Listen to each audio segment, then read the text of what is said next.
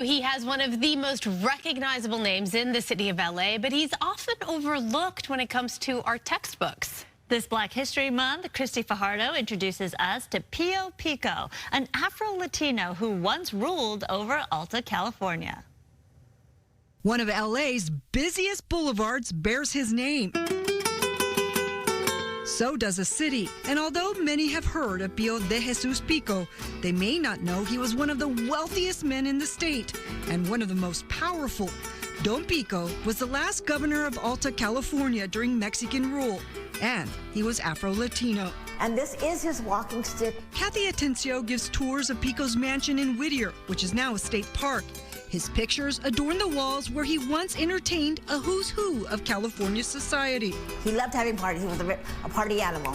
He was a businessman so astute, he amassed more than 500,000 acres of land, owning the area now known as Anaheim, most of the San Fernando Valley, and northern San Diego County.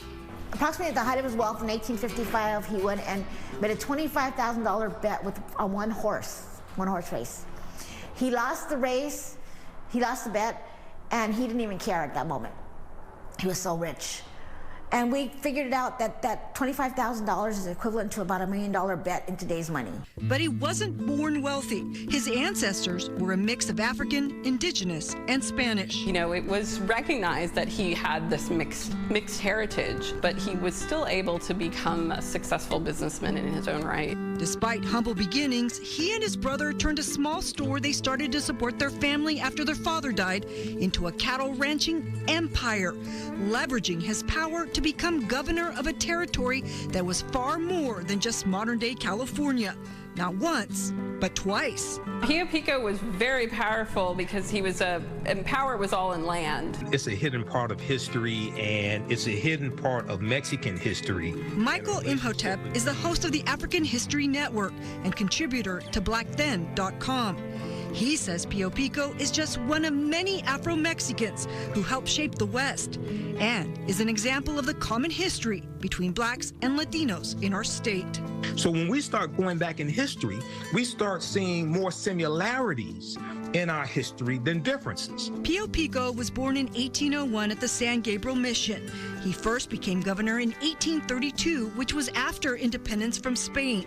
By then, Mexico had already had a black indigenous president, Vicente Guerrero, who had abolished slavery 3 years earlier. In 1870, he actually sold the San Fernando Valley here in order to build the Pico House. He was wealthy, and he built the first three-story building in Los Angeles, the Pico House Hotel in Placita Olvera, which still stands today.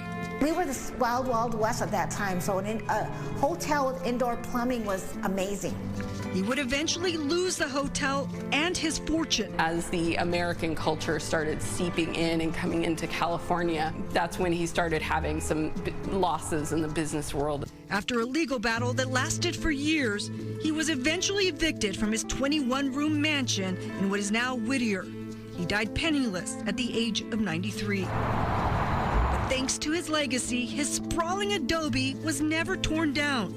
It's now a state park where visitors can walk its halls and learn that California once had a black governor. Christy Fajardo, Fox 11 News.